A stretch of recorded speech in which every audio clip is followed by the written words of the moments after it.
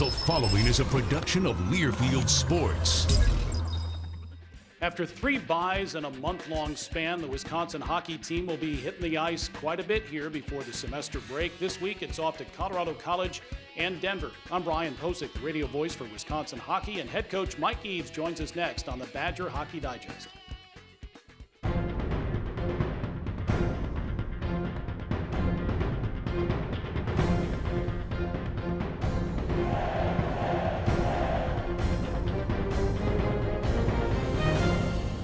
The Badger Hockey Digest is brought to you by Charter Communications. Get 2 free tickets to Disney's Big Hero 6 when you add a line with U.S. Cellular. Hello, I am Baymax. Oh, hey, Baymax. I am detecting an increase in heart rate. Well, yeah, if you could just scoot over a smidge, I can go ahead. I will scan you now. Wait, I have to tell viewers how to get 2 free tickets to your... Scan complete. Diagnosis? Excited. Never mind. Anyone who adds a line with U.S. Cellular gets 2 free tickets to Big Hero 6 and network coverage that works where others don't. Big Hero 6, in theaters November 7th. Goodbye. Badgers coach Mike Eaves is with us. Another couple of weeks of practice between games for your club and so many more things that your team can work on to get ready for the next couple of games here this weekend. Yes, it's, people look at it and wonder what the heck we've been doing. And, is it a bad thing? Is it a good thing? I think it's how you want to look at it. We look at it as a real good thing because we're able to work on the fundamentals of our system play. Mm-hmm. Every system that you play has certain fundamentals, and if you don't have those building blocks in place, then the system's going to fall apart. So we've been able to spend a lot of time on the individual things that make a systems play work, and so I think it's been very beneficial. We're doing better things in practice. The key is to make sure that you do those things in a game and when you're under the gun and under pressure. So we have to start playing games, and we do. I mean, once we start, we go right to the end of exams, and then once we come back in January, we play right out without any breaks. So we'll get lots of repetitions in games soon enough. All right, real general question. How complicated is your system, maybe comparatively speaking? Not at all. Not at all. I mean, most systems play the system that we're playing right now. But for instance, if your first guy in your system doesn't do his job, then everybody else has to make up for that part. So you got to make sure that on a one-on-one individual basis, guys are able to do things they need to do, both with and without the puck, either to create something or to shut something down. Yeah. You were speaking this week, too, about improved play in the defensive zone, and even more so one-on-one, because you need players to do things one-on-one for your defensive zone coverage to work, correct? Whether it's in the defensive zone or you're in the offensive zone forechecking, what you're talking about, Brian, is our play without the puck. And it really does come down to a one-on-one situation. And the interesting thing about playing without the puck, I think in the old days we used to call it defense, and people go, ooh, nobody's going to talk about defense. But the better you are without the puck, or the better you are playing defense, the more you have the puck. And I think that's been a big trend recently when I listen to coaches. That's how they sell it. They talk about the better you are without the puck, the more you're going to have it.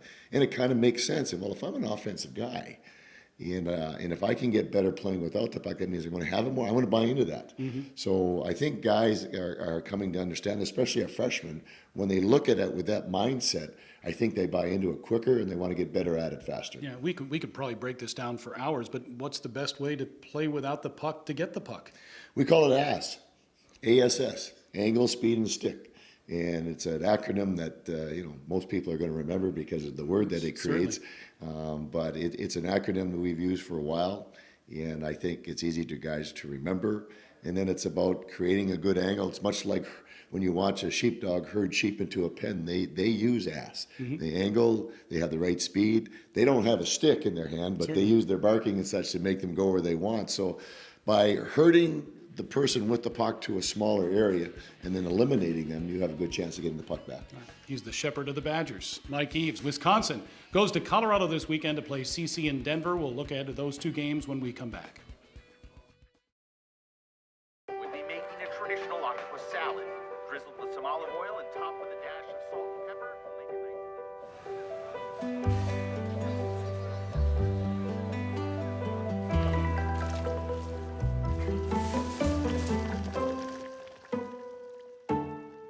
It's funny how seeing a clearer picture can lead you to see the bigger one. Get the most HD channels and the fastest internet on the most advanced fiber network. Charter Spectrum. Where will it take you? Some call it a miracle. Others call it science. But for those who've needed a kidney transplant like Kelly Krager, they simply call it a new lease on life.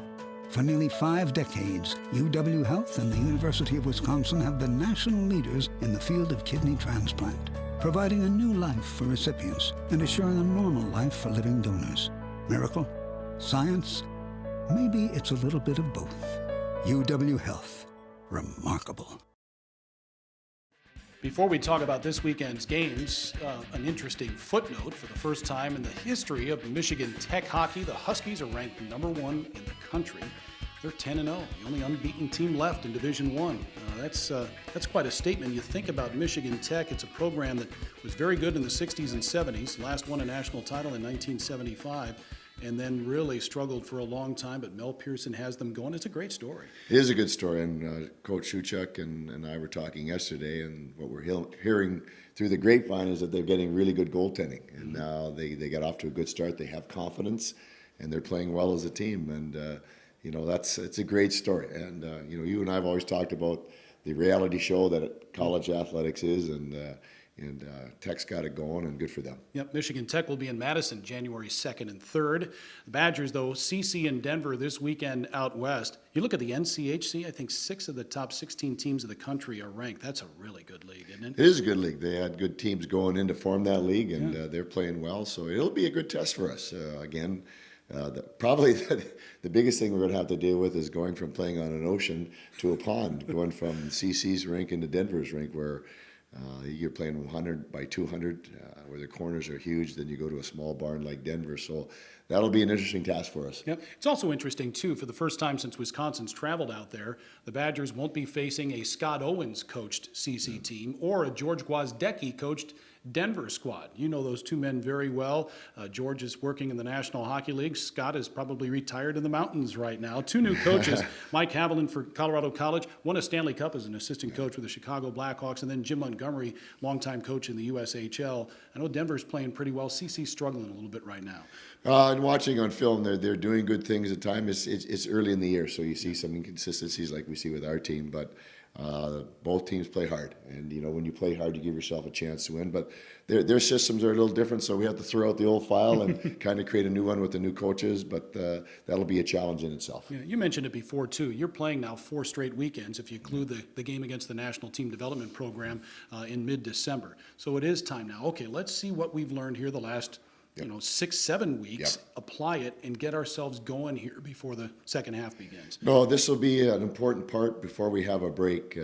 We got basically 4 weeks, and then the freshmen and everybody else goes home, and when we all get back, they're not freshmen anymore. And we'll have a better look at what we have. But guys are anxious to play. They're a little tired of banging against each other, and we've worked really hard. It's been the practices have been physical.